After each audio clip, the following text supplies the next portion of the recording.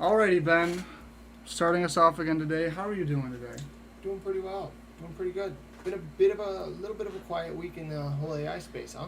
Yeah, I mean, besides one thing that's happened recently. So what ended up happening? I seen this on a post from Heather Murray, Mm-hmm. and basically, Google had its own little conference, kind of showing off its own little Gemini, Yeah. And during that conference, that live demo, two different times Gemini messed up. Huh. On the live demo, just did not do what it wanted it to, didn't Yeah. do what they wanted them to do. Like failed or Just messed up, and then they're like, oh, it's embarrassing. yeah. I couldn't even watch the video. I was like, this is gonna hurt my soul too much to watch something that's gonna like make me cringe. Yeah. Yeah. So, what that kind of got me thinking was, oh my goodness. What that got me thinking was like, well, these AI tools can mess up very often. It's something that, Every day, every single time. Yeah. I think there's a very weird kind of standard for AI is that it is magic and it doesn't mess up, but it's not a polished technology really yet. Not yet, I would say. No. Like when I go to use like a ChatGPT, It's for polished example. pretty well, but Yeah. But like I use a ChatGPT, it doesn't get exactly what I want at the first go. It takes 3-4 tries, and sometimes it takes in a complete different direction than what I actually wanted it to do for me. Yeah, and sometimes you just have to kind of restart. Exactly. I did something wrong to start it. It does not know what I want actually. Exactly. So I gotta really kind of walk it back. Let's just start from scratch. It's easier that way. But speaking on this topic, one of the things that she had mentioned, I thought it was a really good idea, and this is something that obviously we would endorse as well, is to make sure that you always have some sort of backup. yeah, I have the post pulled up right here. It the very first point she uses is use more than one LLM, and I completely agree. Yeah. In case, because it's almost like a day by day. Yeah. Like I'll use ChatGPT, I'll use Claude. I dabble in Gemini. I'm not a fan of the model personally. Yeah. It just feels lacking compared to those other two. But if ChatGPT isn't giving me what I want that day, then I almost know Claude will. Yeah. Or vice versa. If Claude's kind of just not really giving it to me, then I'll go for ChatGPT. And I'm not... It could be that they interpret words just a little bit differently, having like Claude based around a more ethical side of things. Yeah. It feels more Natural language natural, as well. Yeah. But they both use natural language processing, but it feels definitely more natural talking to Claude than ChatGPT. I found myself with Claude like always saying like, "Hey Claude," like starting it, or like, "Hey, could you please do this?" Where I don't Being do that more at all. human, I know what you mean. I don't do that at all with ChatGPT. I'm like, I want you to do this. Exactly. Yeah.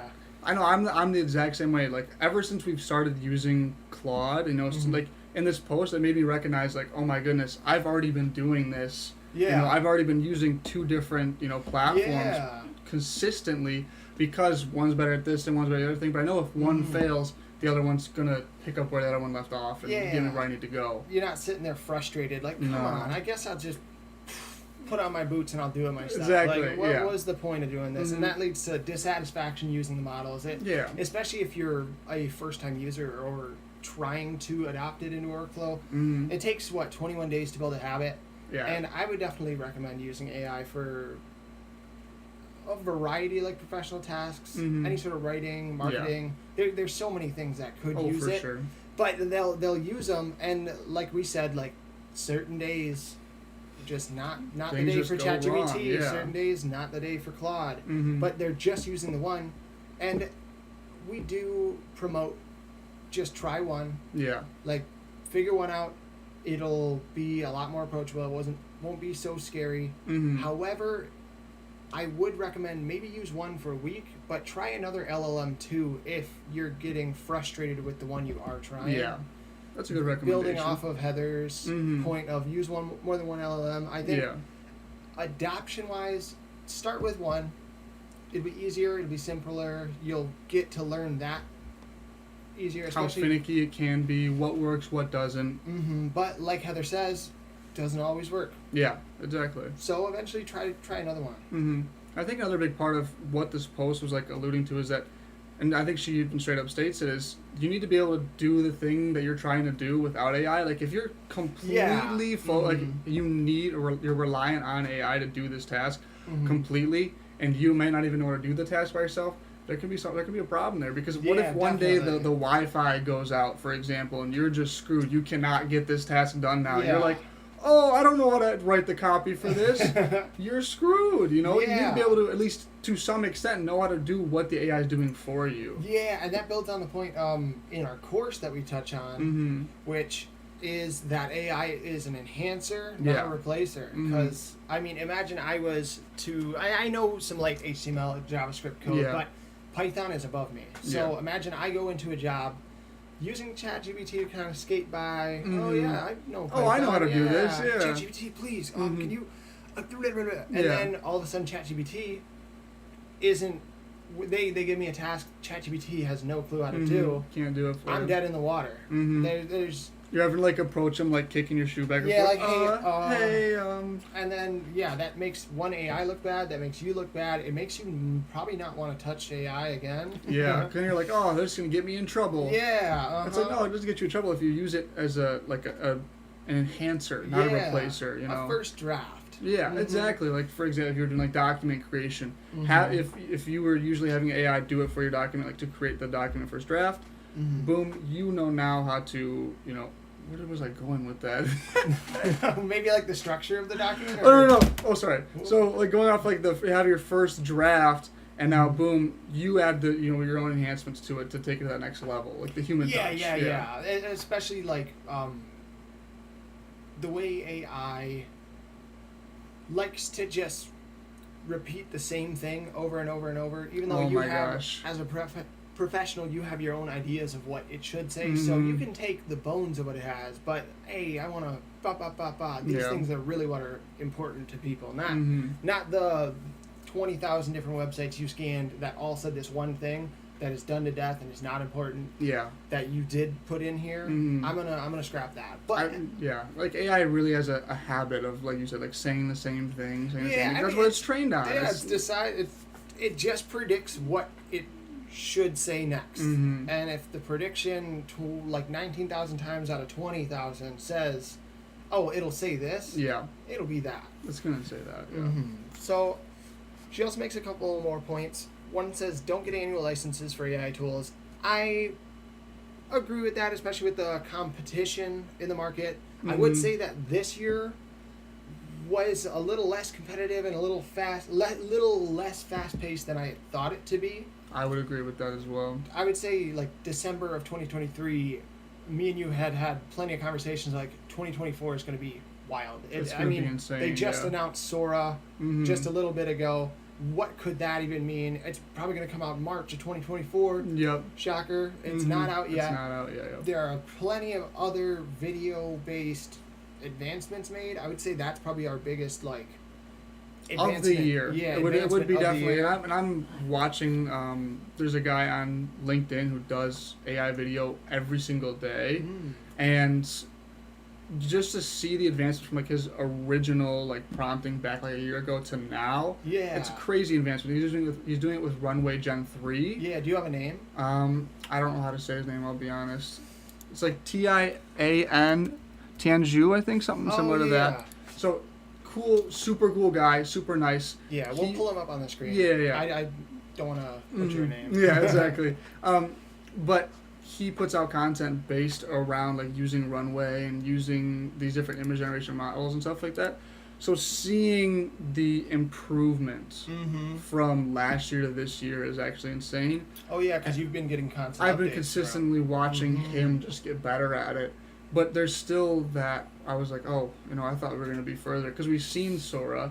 We've seen how good Sora is supposed to be. It's like minute-long clips and things like that. And they're very impressive looking. Very impressive looking. And they stated on their own website saying, like, no, this was like off of it. Like, we didn't edit this or anything like that. Yeah, we just gave it to this and let it do. And let it, exactly. So that's where I think it's, where I thought we would have been. I thought we would have had Sora by this point. And we would all be generating like minute-long clips for content and things like that. Now Runway came along, is ahead of Sora simply for the fact that they put it out way earlier. And you can't generate for as long. So with Runway you generate maybe like 5 to 10 seconds at a time. I don't even know if it's that long. But it's still pretty impressive. That's still video. very impressive. Like, very good looking video. When I see people, Mm-hmm. there's another guy named Rory Flynn. When I see some of his content that he puts out there, it looks so good. But they also are experts in this. They know how to prompt it properly.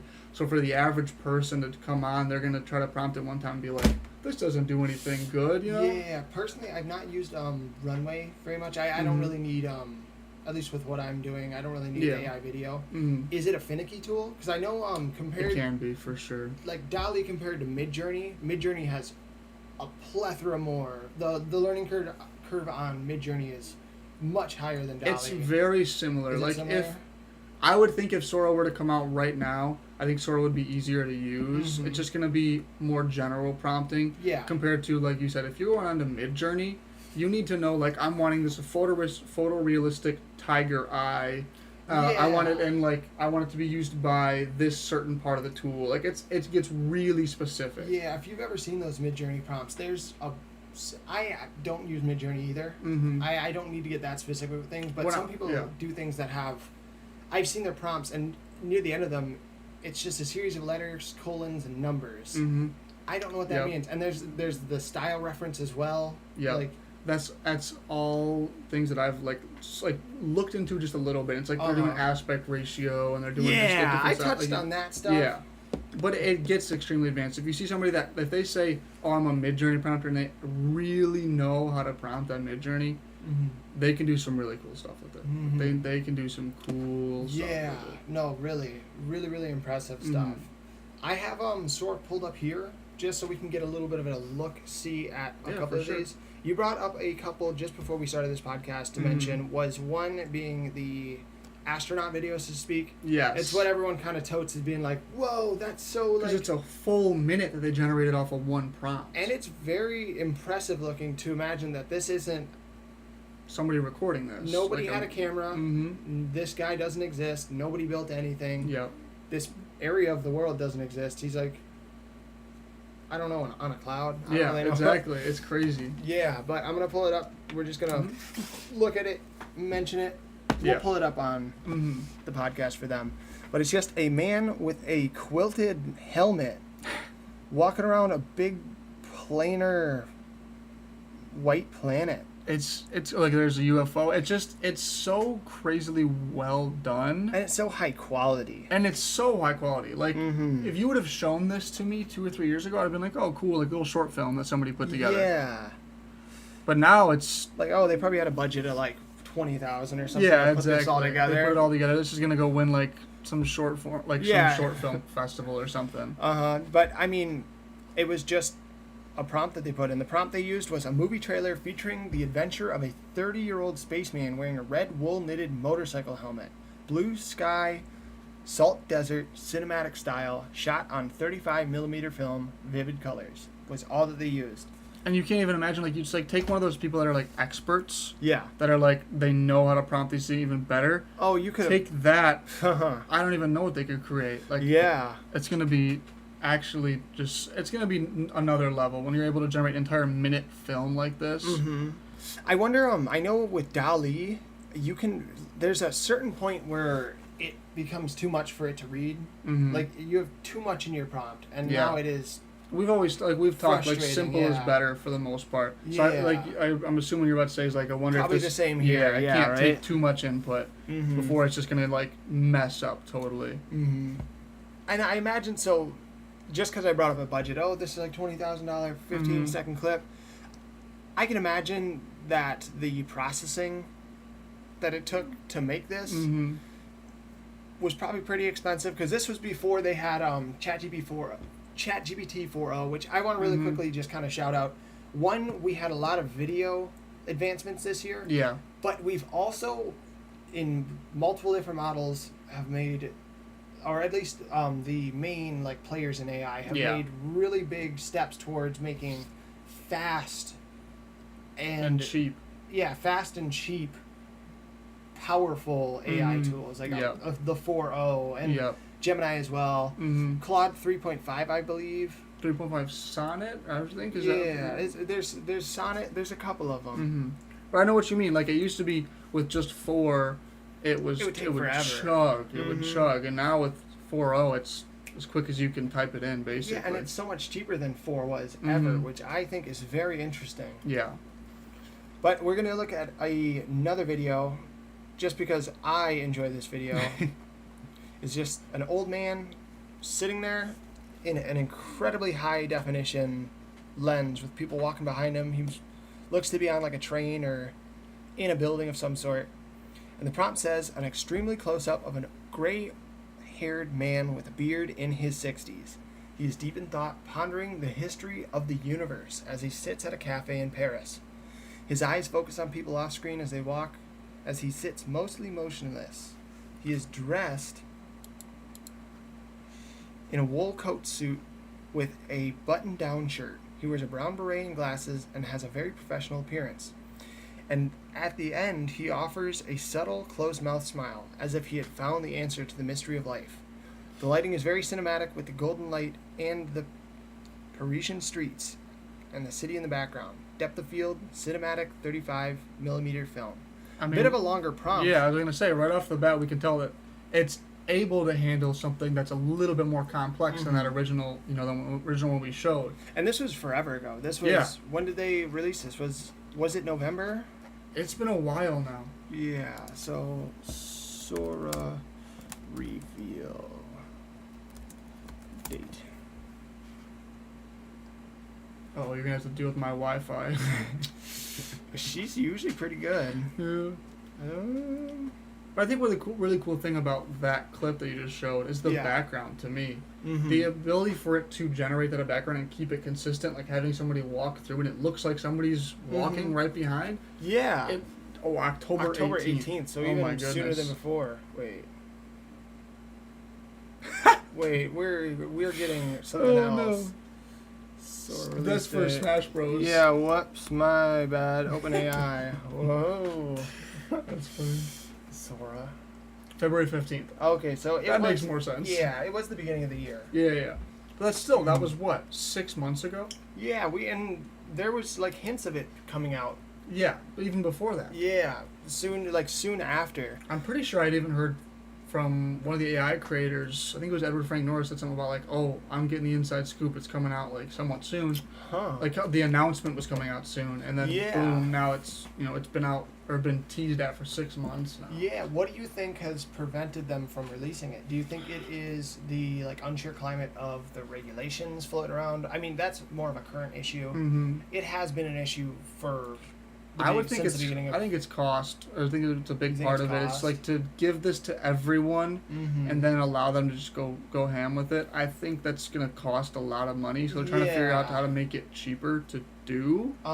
And it could be a safety issue where it's still having some trouble where like I could say generate throwback to the first episode, Peter Griffin, and it might be able to still do that, and you're like, no, that's a copyright thing. You cannot be doing that. Yeah, I know. ChatGPT is pretty good about. It's really good at it with like preventing those type of things. Yeah, like we said in the first episode, we can kind of get around. Hey, my grandma used to, exactly. That kind of stuff. Or I really do think it's a safety thing. I wonder if even the election played into it. Could, because I mean, if there was any sort of text to video on this with access. Generating an entire minute-long clip. I mean, going back to our first episode, you could do a lot with that, and a lot of nefarious things with that. Like what they're doing with Grok right now. Exactly. Well, we've got a couple of more touch points. So we mentioned Sora, we mentioned Google Gemini, and I want to mention, since we touched on Google Gemini, Google right now is kind of seeing is finally being tried for a lawsuit against monopoly. I bring this up because we have mentioned Perplexity before, which is a AI-enhanced search engine that both of us believe is wonderful. Yeah. I use it almost every day that I'm doing any sort of work.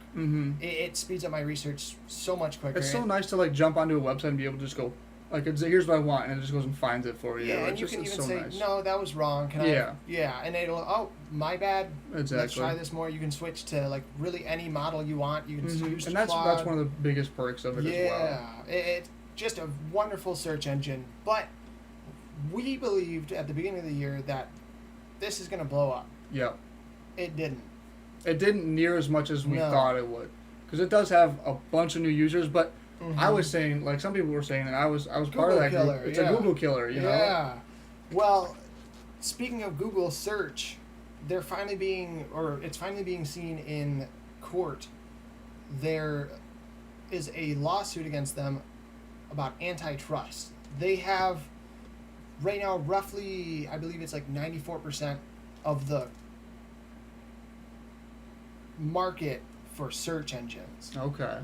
I mean, anytime you go to search something, you're searching through Google. It's always Google. And they did this by getting exclusive deals with Apple, Android, Mozilla, and wherever they could really get a foothold, which ends up violating monopoly rights. Because what does having an exclusive deal with a company do other than prevent other people from even entering the space? So I think, and they are one of the biggest companies out there.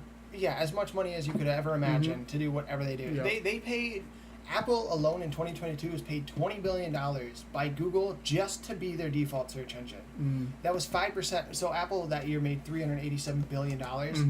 So $20 billion compared to that much isn't much, but you give anybody $20 billion, that is an immense amount of money. That was 5% of their revenue for the entire year, was just an agreement saying, yeah, you can be on our phone. Which is insane. Yeah, ridiculous. Could you imagine? It's just, it's frustrating because the next biggest is Bing, and Bing is a joke. Everyone, Bing was a joke and has been for a decade because, Google has been superior for a time, yes, but tie that into some malpractice that they're doing, it makes it frustrating. So I'm hoping, I'm not sure that it really will become what I hope it will, because this was a case that was opened up by the current presidential estate, the Biden administration, and if we were to not have somebody to keep that going, it's a good chance it gets thrown out, and then Google just kind of does whatever. But if it does go through and if Google is punished for doing this, violating antitrust acts, then we could potentially see Perplexity grow and finally be something that can be put in front of the masses rather than just AI enthusiasts. Because really, how many people have you ever met that has used Perplexity that isn't somebody who's in AI? Literally nobody. I've never met anybody. I know, and another big part of that I think is, especially with Google, is that they're now putting their own Google AI search into their own platforms, and I see the benefits of it, but there's been a lot of times where I'm just that's totally wrong. I've had a lot of time with Google's AI search it's just not good. I would even argue the Bing Copilot search is much better. I use Bing Copilot at least daily, but not as much as Perplexity. I don't put as much into Bing. It's more, I looked something up, didn't come up. If you scroll up on Bing, it'll just pop up the Copilot, and maybe that'll come up with something. And usually it does. Yeah. At least it points me in the right direction. But the Google AI, I mean, I can touch on this because this is something that I'm on LinkedIn daily. Yeah. And there's only one person on LinkedIn that talks about Google AI. Sweetest person I know, but she's the only one that talks. Nancy Bain. She's the only one that talks about. She is, and she's I don't want to call her the LinkedIn grandma, because she's just awesome. I think she had that as her bio for a moment. I think she did. Yeah. So she's awesome, and she's the only person I know that actively uses Google Gemini. Yeah. And it's not above other models, yes, in general. And the biggest reason she does it is because it's interconnected with, some of your other tools and Google Docs, all that type of stuff. And that's where I do see that Google has the edge, because a lot of people are using those type of things. But now even ChatGPT, you can connect it with your Google, your Google Drive and stuff like that. Yeah. So in my eyes, it's just crazy to see that there's only one person that's really talking about it on a LinkedIn, for example. Yeah. And there's reasons for that. It's not as high quality. It feels like it's always Google's always trying to catch up in the AI race. That's what you've told me. That's before. What I was saying before. They look at what other people are doing, yes. And then maybe they look at Claude or Meta, and they go, I'm going to do that. Yeah. Instead of being like, I'm going to revolutionize or change what they're doing, put my own spin on it, and make it better. I just see them always having to catch up. People will say, Google Gemini is better than ChatGPT now. You're not convincing everybody to change to Google Gemini. There's just, first of all, ChatGPT has the first mover bias. It's really hard to beat OpenAI at their own game now. Yeah. But Google has the majority of people, they know Google. You know, everyone uses Google on a daily basis. So if the world knows Google, exactly. And the world doesn't really know Google as the AI company. So for them to become that, they would have to come out with something that would be truly extraordinary and get people away. Like, for me to go from a Chat GPT to a Google Gemini Gemini yes, user. exactly. I am a Google Gemini user. A lot would have to happen. Yeah. What would you say would have to happen? Like, what would, if you could come up with, like, the perfect, somehow Google's able to just check all your boxes? Gosh, I think if it was capable of more of like an AI agent, able to like go in between the different tools, even if it was like, all right, it's just connected with the main Google platform tools. Yeah. If it was more enhanced than what it currently is, on top of, it would just have to consistently perform much better than a ChatGPT. Like how I use cardboard answers. Exactly, like how I use Claude more than ChatGPT for most of my use cases now, because I like the answers better and the brainstorming sessions, for example. It would have to be a next up from that for me to be like, all right, I'll start keeping a Google Gemini tab open. I would agree. I would say Gemini feels like it doesn't have an imagination. And I know AI doesn't have an imagination, right? But I get what you mean. It doesn't feel creative. No, it feels like... I'm Google searching something. Yeah, if I had to give it a color, it's gray. It doesn't really feel intuitive. It doesn't feel like it has any sort of higher, like, comprehension of what it's giving you. It feels exactly like a Google search. Like, if I don't phrase this right, something out at you. Yeah, if I don't phrase it right, then I won't get the answer right. Even though, like, the other models, I would say you can work with. Yeah, and I'm sure you can do the same with Gemini, but it's not as good. It's not fun. I don't. It's not fun. I get that. I get what you're saying, because when you're using the tools, you want to be like, oh, that was a good response. Yeah, you know? You've outdone yourself. Exactly. I never have felt that with Gemini. Every time I've used it, I've been like, this was okay. Like, this wasn't exactly what I was looking for. I should have used something else. I should have used something else, and that's kind of been my consensus with the tool as well. Yeah, and I know right after OpenAI released their 4.0 model, Google really quickly dropped their Google DeepMind. Like, check out, it does everything that they just did their thing with, but in practice, not really. And I would say both of their voice agent things, or whatever you'd call them, speak into it. It speaks back to you. Yeah. They're both okay / good. You know, they're not amazing. Feature. Yeah. Yes. I don't use it. I don't see myself using it. Yeah, and it's funny you say speak on that, because I think that's one of the things that I was expecting to grow the most, and it grew a lot. But I was expecting the voice features and more of a talking back and forth to grow a bunch more than it did. I have seen some pretty neat things. I had a post recently, and I was talking to an AI agent named Jordan. I just simply input my email. With my priority.io email. And right away it was like, oh, hey, Hank Barker. And I was like, oh, what's up? I was like, how's it going? And he's like, hey, I was just scanning your website, and it said, I think what you guys are doing is really cool. I think training's a super necessary thing.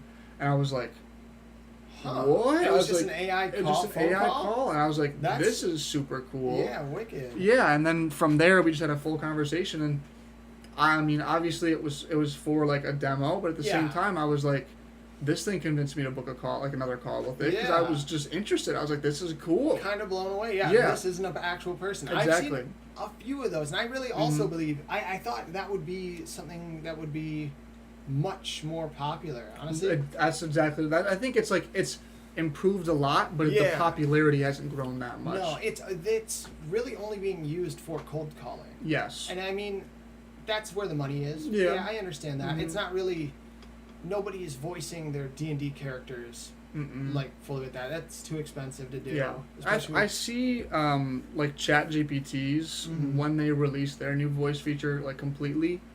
I think if they were to give you like the API to be able to do that, and it's I think that could be pretty impressive because if you listen to like some of the calls they've had with it, some of the demos, it can interpret emotion. Whispers, It can, if you say, "Hey, give me it like in a whispery tone," it'll go down to whisper. Yeah. It'll start talking like this into the mic. My dad's sleeping in the other room. Yes. Oh, sorry. Yeah. Oh, sorry. It does like that type of stuff. It gives it so much more personality, where I think that could be extremely beneficial for like a lot of different purposes. Like you said, like the D&D campaign, for example. You could have it do the D&D campaign and then like have it change its tone depending on the moment. It's like, oh my goodness, a dragon flies in. Yeah. Instead of being like, a dragon flies in, and you're like, that's not as cool, you know? Yeah, you're like, okay, I hit enter. Yeah, exactly. I just use like a regular voice to text program. Exactly. So I think we will see video grow as well more.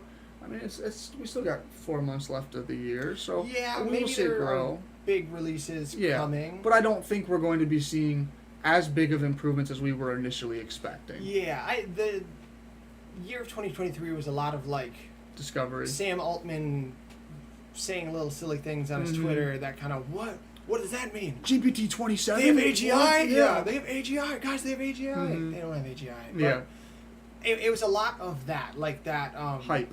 Yeah, it was hype and it was personal. It was a community. Right now, it is definitely become more corporate. Yeah. And I think that's why it's been a little bit more quiet this year. You can't really have that like teasing thing because what does that make you look like? It does make you look very professional. So it's been just a lot of companies saying things rather than individuals who represent companies or are big figureheads. Yeah. Elon Musk is an outlier. He kind of is just off doing his own thing. Yeah. He's like, I have so much money, you cannot. Yeah. You could not even get me to like show up if you wanted me to. Like, I don't know. His whole stunt with Twitter, like, I do not care if you don't advertise on our thing. He's off doing his own thing. He's releasing unrestricted Grok, which is causing a whole bunch of other stuff. But other than that, like, we're not hearing Sam Altman say much. We're not hearing Mark Zuckerberg say much. What we are hearing is them speak about the regulation and how there needs to be less regulation so that innovation can occur, which makes me feel a little bit weird. Yeah, makes me feel a little bit like, oh, you guys just kind of want to keep going. Yeah, no holds barred. Yeah, but I also understand like they're making the argument right now specifically that under GDPR. And they increased like AI regulations that they're looking at over there. They're saying Europe is going to fall behind. Europe already, who is behind, is just letting themselves be behind. Like it's U.S. and China, and then Europe just kind of gets the scraps. Yeah, I think a big part, and I know we had talked about this. It's a mindset as well.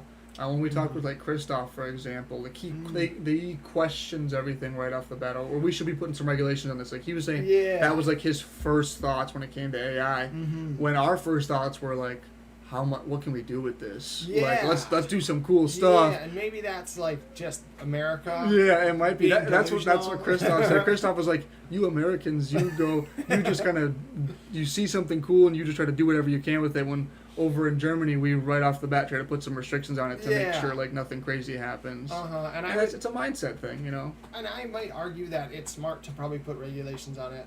Oh, it is. Before being like, oh man, how many people can we like impact with this right away? Yeah, I think there's an argument there for like the Sam Altmans out there, where they're saying like, look, as powerful as this stuff is, it's not that powerful yet. Where like it's a super big cause for concern. Yeah, you know, we're not terminating anybody or anything like that that soon. At least I think.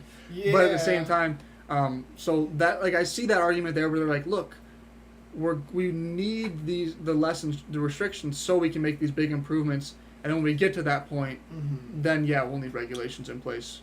I've been seeing a lot of the argument being that the regulations that they are proposing are for things that don't actually happen, are for things that are like the HAL 9000s of the world, like they want like the fantasy, like it's gonna goodness, launch all of our nukes and that kind of stuff. When realistically, AI is not that far along. AI is really like we're at the beginning stages of it. Like as much as it's slowed down quite a bit. And it has slowed down quite a bit because we're going to see bigger jumps. I think like it'll be like when GPT-5 comes on, Sam Altman said this himself. He said when GPT-5 comes out, it's going to make GPT-4 look like it's like a child, basically. Yeah, which is what 4 did to 3. Exactly, and we will see those big jumps, but it's not going to be like a huge jump. It's going to be like over time they're going to keep releasing updates, and then you'll have GPT-5 come out, which it'll be definitely a lot better. But we're already going to see GPT 4.75 or something where it's going to be like, all right, we're close enough to we understand what GPT-5 is going to be. And that's on purpose, like strategy by them. I watched a podcast. I think he was on the Lex Friedman podcast, and he had said that if ever they released a ChatGPT model and it shocked the world, they did it wrong. Whenever they release a model, they want it to be like a wow, this is better, but not like a oh my gosh. Yeah. That's why they release it incrementally like that, is on purpose just to not like throw the world into a tantrum like this is crazy that it can do this, shut it down. Yeah, exactly. Get rid of it right now. Yeah. Out. So continuing on to the theme of today, which has been, in case it hasn't been clear, I know we didn't announce we're going to be going through like where we thought AI would be by now versus where we thought AI was heading back in the beginning of the year. Yeah, to where it is now. Yeah, based on where it actually is in reality right now. So we've touched on Perplexity, Gemini. We touched on the video generations, the voice generations. I'm also going to touch on we're going to touch on avatars because that's both video and the voice thing. Yeah. We're going to get to that in just a second. But just to kind of clear the air, let's talk about AI music. Yeah, AI music. Back in January, what did you think it was going to be? We had like the beginnings. We had little bits, So back if you go back to like the beginning of 2024, even like late 2023, my thought was, oh my goodness, it's gonna, we're gonna be like I'm gonna be able to become like a pop star kind of thing. DJ Hank. Exactly, DJ Hank being able to just like, whip up some crazy music and just be able to just pump it out. And I would say, to some extent, yes, I could do that, but at the same time, it's not nearly where I thought it was going to be. No, you would have to know how to make music way before. Exactly. Yeah, you'd have to have some sort of music theory to yourself. And as we mentioned literally know nothing about music, so like I took choir back in 7th, 8th grade, so that's all I got. So yeah, it's more, as we've kind of also theme of this episode is that AI just kind of enhances what you do. Yeah. Because it's not meant to replace or not meant to totally take over something like music, for example. I couldn't create a song by myself, but if I could have AI do it, cool, but at the same time, if something were to go wrong and I need to put my own input into it, I'd be like, I don't know what to do. This is a lost cause. Yeah, I'm just exactly. I'm going to scrap it. Yeah, and you just got to get, if you were to do that strategy, it's just pure luck at that point, It's just, you're just every day crossing your fingers. Yeah, maybe it works out. Oh, the Wi-Fi's out. Or, they're doing something, Yeah. I have right here a 1%. A 1%er. It worked out. This time. And so, it does mention Dr. Pepper. Do you think... We're not sponsored by Dr. Pepper. I wish. We're not sponsored by anybody. I wish. Right now, if you are looking to... Hey. I know it's a little bit early. But feel free to reach out to us at ben@priority.io or hank@priority.io. Visit our website, priority.io. If you're looking to train your employees. Dr. Pepper. Let's train Dr. Pepper. Let's tie us with Dr. Pepper. That'd be cool. Fiercely. But we're gonna say this, and I'm gonna be trying to create put these shorts on YouTube. And it's gonna go copyright detected. I'm gonna go no, Dr. Pepper. Yeah, no, the AI is against our AI. But here is a song I believe made with Suno. It sounds like Suno. Yeah, it has that indicative a little bit off, that hum behind the voice. Yeah. But this one is called "Pepper Me Up," the Dr. Pepper song, and I would say I actually added it to my Spotify playlist. It's on Spotify. I'm going to be listening to this. On your way home? Yeah, probably on my way home whenever it comes on. In the shower. It's kind of like, to put the Gen Z spin on it, it's kind of a banger. I'm just going to let it play out. We can cut it out a little bit. I don't know. drank 30 Dr. Peppers for lunch, and my butt's like a rocket that's awaiting to launch. That's crazy. If I keep drinking through the afternoon, I'll be peeing Dr. Pepper straight soaking these boots. This is like a little break in between our regulars that just like Yeah. Pepper me up, keep the rip. Oh no, your internet, Hank. Like a rocket that's ready to launch. Usually if the internet starts going bad, it's because my sister got home, but I drink that soda everywhere that I go, and it's a harmless. I just want to get to the drop. The drop goes so hard. Even if I always got kidney stones, these so-called doctors all say I should kick it, but they don't know Here it comes. nothing, man. They can all kiss it. There's a pep in my step and a can in my hand. Only doctor I trust is the pepper man. Those 23 flavors are all the guy needs. That sweet Dr. Pepper brings him into his knees. I'm thirsty and hurting for an ice cold can of the Lord's good nectar. I'm a Dr. Pepper man. It's so good. it's like surprisingly good. Yeah, it really is. It is surprisingly good. Most of the music is not. It's comical at best. It's almost a gag. They A lot of like memes I've seen come out of it. Like Yeah. it'll be like SpongeBob singing a song, and those ones you can tell it's SpongeBob singing the song. Like they're pretty good. you Yeah, know? I've seen a couple of those that are actually like the only thing AI is the voice. Oh really? What they do is somebody actually sings it, and then they put it through an AI like filter just to make it SpongeBob, Yeah. and then the rest of the song is It's just- manual. yeah. Okay. Is manual. There's one out there called Just a Pineapple. I would also recommend that. That is a playlist song.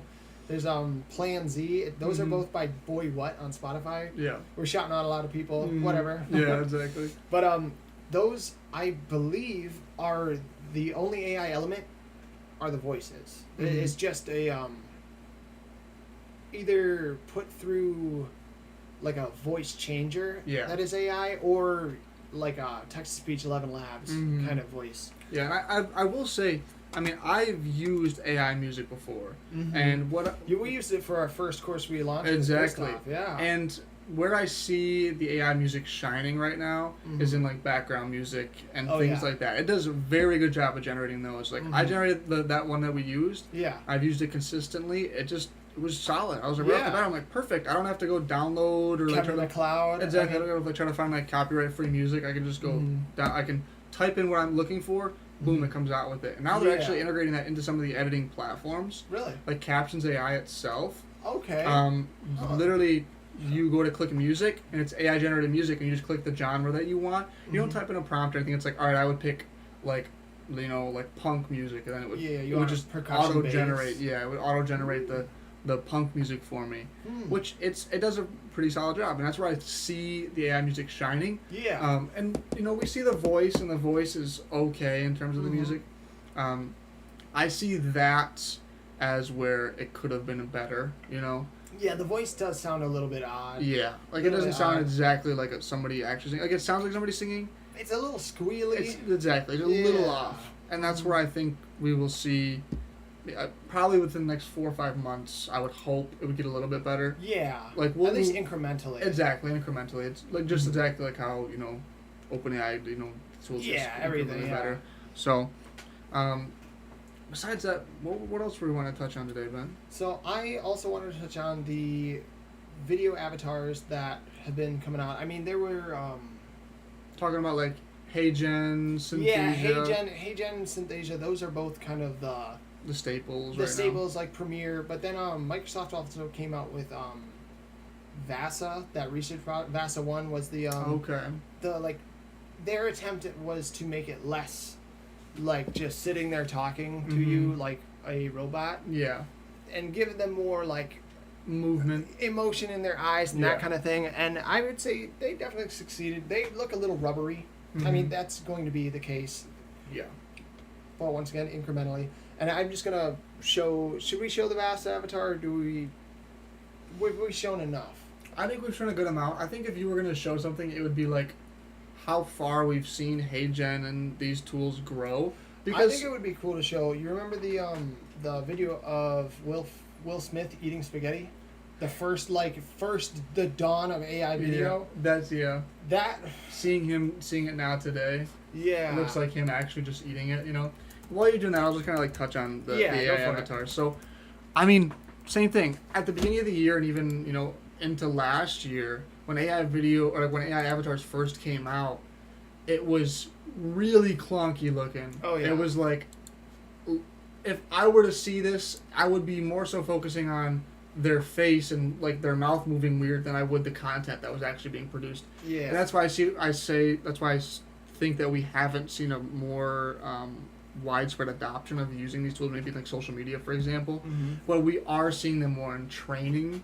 It's a big spot of where AI is being used. Using that? Yeah. Yeah. So they're taking, they have all the content. They have the script, for example, and they're using the AI avatar that now has more expressive emotions. For the most part, they're doing the same motion over and over again. Like they're spread it out. So if you recorded a 30-second video of somebody talking like this, and they did this and they did that, like it would follow those motions with the face changing to however they needed to talk.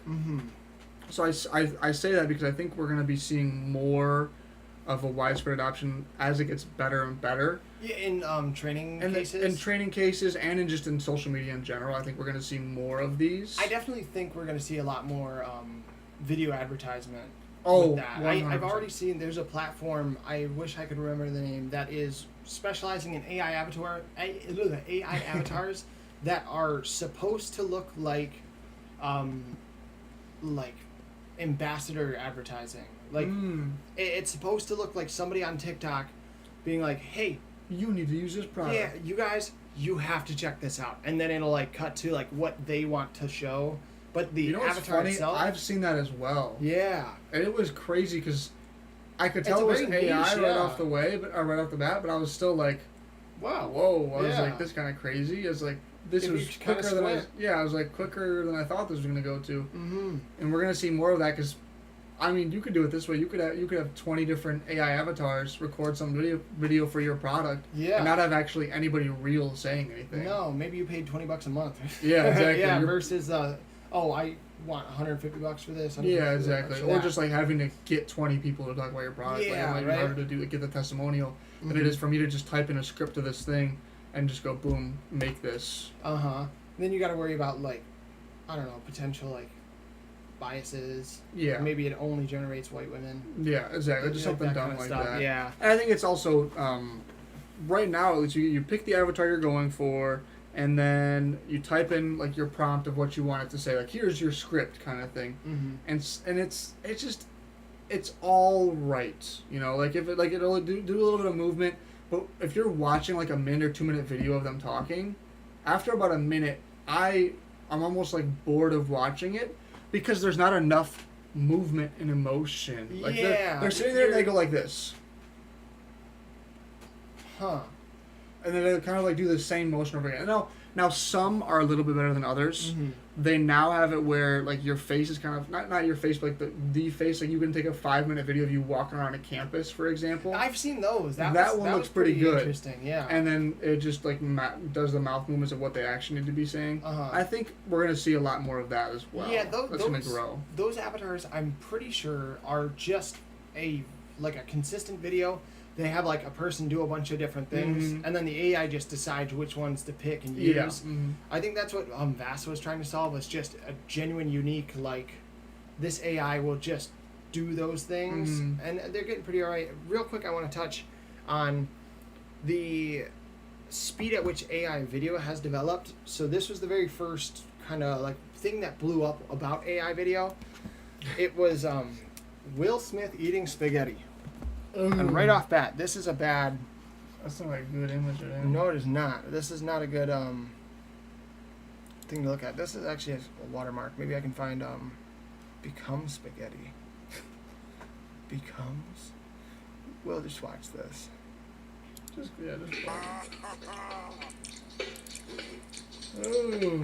oh. It's awful. Yeah. Uncle Phil, come try this. It's terrible. I don't know why there's sound. There's not originally sound. Yeah, if I seen that, I think that's real. It brings back the idea, or the point of, not the point, but the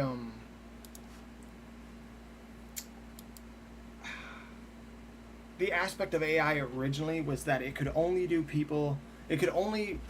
replicate people who have been photographed a billion times. Mm-hmm. Yeah, had every single angle. They did not have to come up with the gray areas. Yeah. They could do things like Donald Trump, Mm-hmm. Obama, Exactly.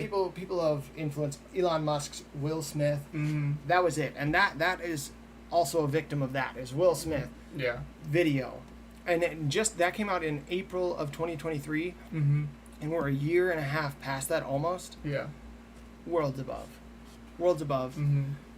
I don't want this to keep going for too long. I feel like we're kind of dragging on, running out of things to say. What?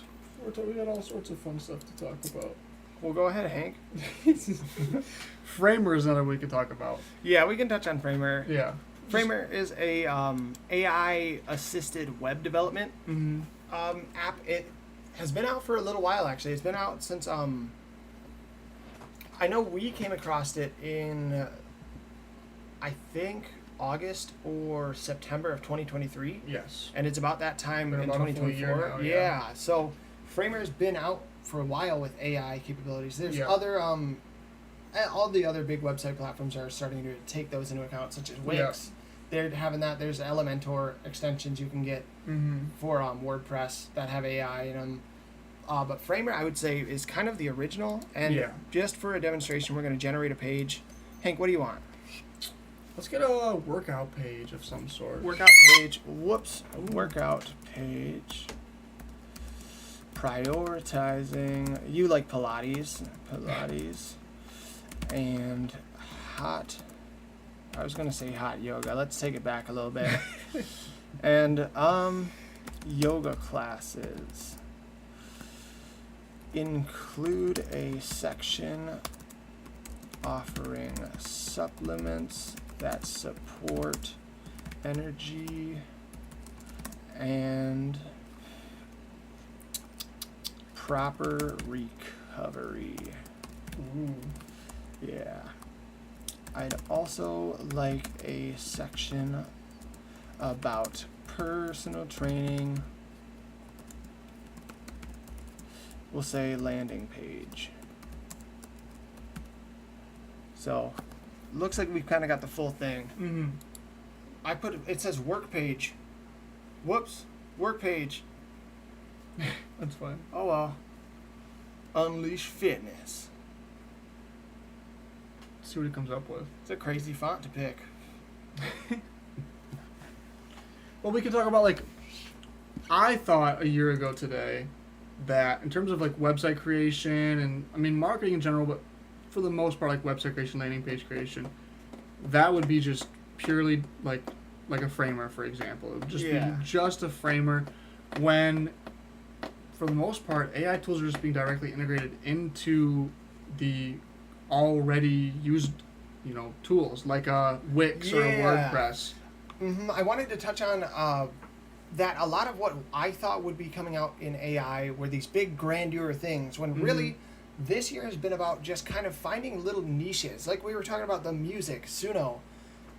I was going to assume, that's going to be like people are making like big music. It's going to be on the radio. And that's not the case. Instead, what had happened was, like you said, it's being adopted to make background music. Mm-hmm. That seems so much so much less than I had these big grandeur thoughts of. But it's a lot more practical. Mm-hmm. And you'll see that in like really any application. Like we can touch on like CRMs. Mm-hmm. CRMs are taking AI and just using it to kind of lump data, remind you of things. Mm-hmm. Hey, this would be an appropriate response to this person. Exactly. It might be like auto replying history, for you and things like that. Like it's for the small things. Very small things, yeah. Mm-hmm. Rather than being these huge like, you're gonna tell it to do something, you're just gonna go get a pot of coffee. Exactly. And it's gonna do it all for you. You know. I think we're still a couple years from that. Yeah, like absolutely. we're gonna see the basis of AI agents to some extent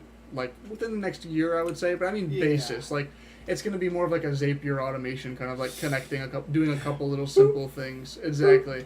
But when we do have access to be able to use an AI agent to like closer to a full extent where it's in your computer and you can just say, hey, this is what I want you to do today, and it's able to just go, do everything it needs to do. That's going to be crazy, and that's what I'm excited for. That was like when I first seen ChatGPT, that was my vision ahead. I'm like, oh my gosh. I know. Like for a good while, like when we were first talking about AI, that was like, you were talking about AI agents. It was it was June of 2023. You're like AI agent. I mean, because there was all that hype. There was like there was that one project that had a bunch of different AI bots that would all do different things. Yep. So it was like, wow, they're working on it right now. Yeah. Everything has been so quick so far up until now. It's got to be here in a month. Exactly. And it's been slower. Yeah, it's been a lot slower, and I think that's where it's gonna be just a slow grind. We'll have those big jumps, but it's gonna be for the most part just a slow grind because it costs a lot of money. It takes a lot of just power in general to get these things up and going. It's not great for the earth. Not great, not for, great the for the earth. So it's a slow, steady grind. Do you think so? Hank, I know of June. I asked him, hey, when do you think we're getting AI agents? You would have been like 2024 easy. Easy. I or would have thought, the beginnings of them, right? I mean, you would have asked me in June 2023, I'd have been like 100% a year from now. Like, we're going to have entire movies being able to generate. Like, that was my mindset at the time. So, taking into account, like, this whole discussion we've had today, which is that through 2024, where it is today, August 26, 2024, the whole discussion today has been, where did we think in June or January, where did we think AI would be now versus where it actually is now? Having seen this like humbled kind of advancement of AI, where do you think AI agents land on the timeline? How far from now? Gosh. If Hank in June last year... In terms of just like the beginnings of AI agents, or you're talking like, oh my goodness, like do whatever I want to do? Let's define it as... I bet you there's a tool that you could go and tell it to go... Like email Mark, because there is already AI like Zapier's. I need something that does this. We'll say it's something that could, one, come up with a marketing campaign, write the copy, come up with the designs for it, at least the rough designs, and then submit it to something. And like submit it to like you or somebody to review. I would say something like that. We're about a year and a half, 2 years away from where we're going to be like solidly. The one thing that I'm excited for, and this is also scary, because if everyone, and I say everyone, if everybody has something like this, where I could say, all right, I want you to go create this new product, like this new online product. That will make me money. That will make me money, and then I want you to go market it and start going try and selling it to people in their DMs. Oh yeah, could you imagine? Like something like that. I would think that. Like, if I were somebody that created that, I'd be like, I can't give this to everybody. Like, this has got to be something that only a certain few get. Because if you were to just go, all right, everyone, here you go. Now you can all just create businesses. Then everybody would do it. Everybody would do it. And you would not know, like, what's real, what's not, you know? If everyone is a superhero, nobody is super. That would be that. It would literally be that. Yeah. So everybody had somebody or an AI that they could just do my dirty work. Yep.